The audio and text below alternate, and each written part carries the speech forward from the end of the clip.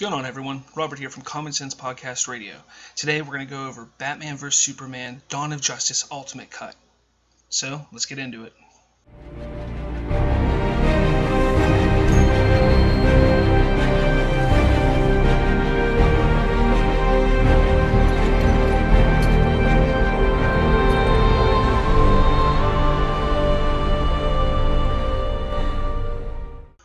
Was Batman vs. Superman Dawn of Justice theatrical cut really that bad? Yeah, I'd have to say it was. I went in there expecting a huge spectacle. Came out very disappointed. The story was rushed. The effects weren't the best. The characterization of Lex Luthor wasn't everything that we wanted it to be. But there was a little bit of ray of hope when they announced the Ultimate Edition, which is also rated R, and adding 30 minutes of extra footage to the film. The other day I finally got a chance to sit down and watch it, and while watching it I was very impressed with what they did to the film, or what those scenes did for the film. It definitely improved the story. It's made it a little more understandable. I also think the second time watching it, I started to really feel what Zack Snyder was trying to put across in the film, making Superman really get to the point of, who am I? What am I to do here? We saw a little bit of that in Man of Steel, and to some extent we started to understand it in that film. But this movie, it went a little bit further into that. Now, again, I'm going to say spoilers right away because I am going to spoil the crap out of this movie, and I'm sure many of you have already seen it, or you probably wouldn't be watching this podcast here. But I will say this. Batman was phenomenal. Ben Affleck as Batman did a phenomenal job. Gal Gadot as Wonder Woman, spectacular. Lex Luthor could have been portrayed better, but I kind of see what they're going for there. Besides that, I mean, when it comes to the characterizations, whether you like Henry Cavill as Superman or not, I don't think it was a bad casting choice, and I think he's utilizing the script as best as he can. He's, again, from Man of Steel till now, it's been about the transition of Superman being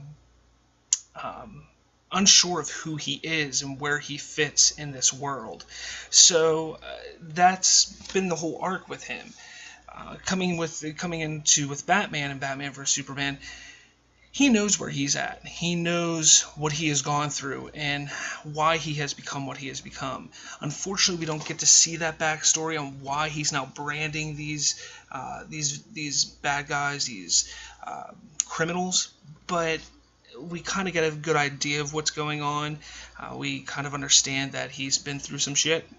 There's some things that have gone on in his life. It looks like he lost one of his partners, possibly to the Joker. So we understand where he's coming from and why he acts the way he acts. So, again, the movie isn't solely supposed to be just, a big spectacle. The Marvel films do a great job at that. Oh, look, there's these two superheroes fighting, or, look at all the pretty colors. That's really what Marvel has come to be expected. So when it comes to DC, I'm not saying that they don't need any levity in their movies. They probably do need some, and it looks like they're trying to do that with Suicide Squad. But it's more of a thinking man's film. It really is, and you may laugh at that. I know I kind of chuckle because it's a superhero film. Do you really need to think about a superhero film? This one you kind of do. You really have to delve deep, and you have to understand who Superman is, why he feels the way he does. On the Batman side, it's really hard because we didn't even get a movie prior to this with him, whereas Superman, we can kind of see the building of his character over two movies. Some keynotes from the Ultimate Edition, which I really wish they would have added into the theatrical cut. Jena Malone, she plays a Star Labs scientist or intern. I'm not really sure what they're using her as, but it was a huge opportunity they missed with not making her either Batgirl or Oracle. She brings a lot of presence to the screen, and I think that she would have been a really good choice to play a role like that, and she was just underutilized in the role that she was. I think she had 2 scenes total, maybe a minute and a half total of screen time. So I can understand why they cut her out of the film, but that scene kind of did push along Lois Lane a little bit, and really seeing her being a reporter and somebody who does go out and researches what's going on. I do think that Amy Adams is one of the better, or probably the best Lois Lane that we have seen, whether it's, comparing her to Smallville or the older Superman films, or even the Lois and Clark TV show that was on in the 90s. I think Amy Adams, while she doesn't quite look the part, she does play the part very well. Alfred was spectacular. Again, you can't go wrong whenever you have such a prestigious actor playing a role like that. Let's see. The little scenes with the Flash and Aquaman could have been better. They really could have been better. The Flash, I'm still worried about it. I'm a huge fan of the Flash TV show on CW. I think Grant Gustin does a phenomenal job playing Barry Allen, and it's going to be hard to top him. It really is. I'm one of the ones that feels they should not have split the 2 universes. They should have connected the TV universe with the film universe. That's not going to happen, and so it's just time to move on from that. We'll see how this Flash turns out. Again, it's going to be hard to top what Grant Gustin has done on CW as Barry Allen, but again, I am a bit worried. Aquaman seems like it can be pretty cool. I mean, we saw very little scene with him in the water in that movie. That's probably the most interesting thing, is seeing how they're going to do Aquaman underwater. It's going to be tough, but it's going to be interesting. And then the big shebang of the movie, which I think truly saved the movie from being a complete bust in the theaters, was Wonder Woman.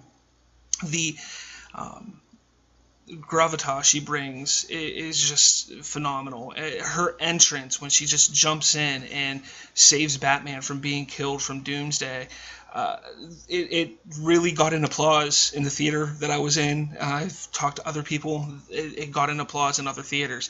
It is such an amazing scene, and Zack Snyder's always been really good at making women seem strong on screen, and that's, it's amazing. Wonder Woman movie coming out next year is going to be phenomenal.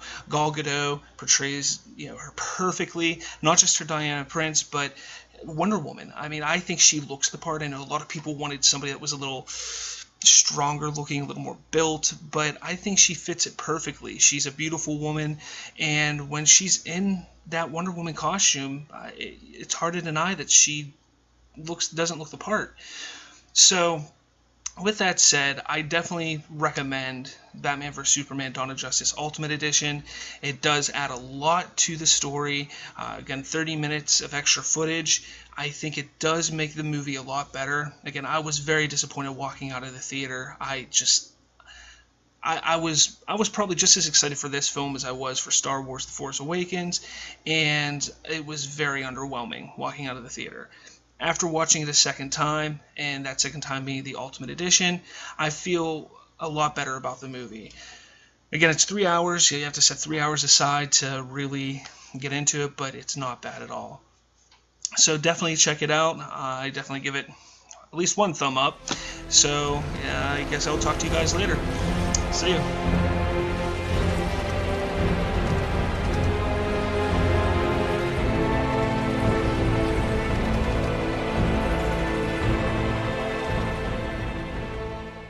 Hey everyone, if you liked what you just saw today, make sure you go and click that subscribe button right around that area somewhere. That way you're able to catch our latest episodes. See ya!